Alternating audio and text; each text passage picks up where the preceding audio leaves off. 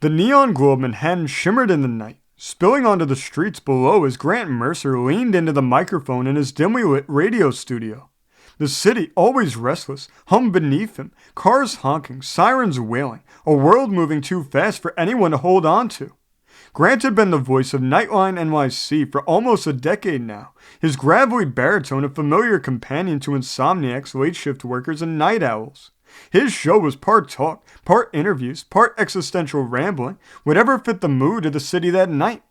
"All right, folks," he said, flipping through his notes as the clock in the corner blinked 1:17 a.m. "Next up, we're talking about the psychology of nostalgia. Why do we long for the past? Why do we romanticize the things we left behind? Give me a call. Lines are open." The board lit up, a string of blinking lights. He pointed to his producer, Ricky, who patched the first caller through. "You're on Nightline NYC with Grant Mercer." A pause. The line crackled. "Grant," a low voice said, unfamiliar yet strangely intimate, "you ever think about the people you left behind?" Grant frowned. "Sure, all the time. That's life, isn't it?" A beat of silence. Then, "No, I mean the ones you really left behind." Something about the way the man said it, slow and deliberate, sent a flicker of unease through Grant. He had fielded all kinds of strange calls over the years, but this one felt different. "Care to be any more specific, my friend?" Grant kept his tone even, professional. The line went dead. Grant exhaled through his nose and leaned back in his chair. "Looks like we lost him. Or maybe he lost himself." A small chuckle trying to shake the tension. "All right, let's move on. We got Carla from Brooklyn next. Carla, you ever find yourself stuck in the past?" And just like that, the show went on. But later that night, as Grant rode a cab back to his apartment on the Upper West Side, he found himself staring at the city lights and thinking about the voice. Something about it gnawed at him. He had built a life on words, on tone, on the weight behind them. And there had been something in that caller's voice, something calculated. He shook it off. It was New York. Strange people called in all the time. But the next night, the caller returned.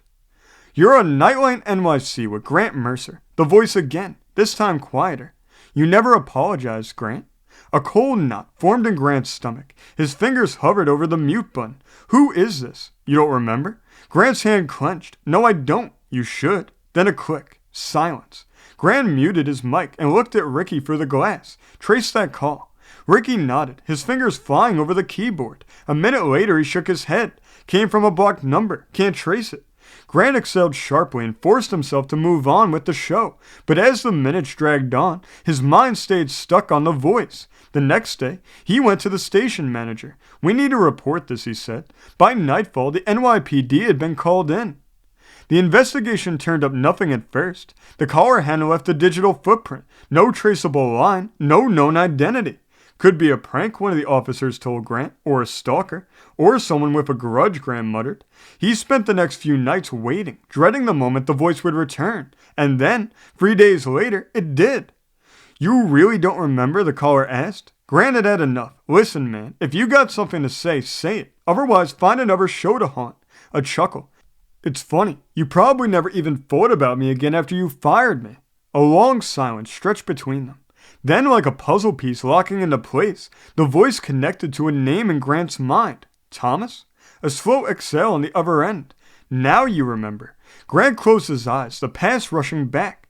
Years ago, before New York, before Nightline NYC, he had hosted a radio show in a small Midwestern town, a stepping stone in his career. And Thomas Hadley had been the engineer, a competent one but temperamental. One night, after a technical failure had left them off air for nearly half an hour, Grant had lost his temper. There had been a shouting match, accusations, and by the next morning, Thomas had been fired. It had been business, just business. Grant had moved on, never giving it another thought, but Thomas hadn't. "You ruined me, Grant," Thomas said. "You were my brick, and you threw me away like garbage. You humiliated me. Do you have any idea what that did to me?" Grant swallowed, his voice steady. "That was years ago, Thomas. Not to me." Grant's producer was already on the phone with the police. Grant just had to keep Thomas talking. "Where are you now?" he asked. Thomas laughed. "Closer than you think." Then a click. By the time the police had traced the call, it was too late. The next night, security was stationed outside the radio station. Grant went on air as usual, but his nerves were raw. Every flicker of movement beyond the glass made him tense. And then, at 2:07 a.m., a figure was spotted in the alley behind the station. A man, lurking near the back entrance. The officers moved in.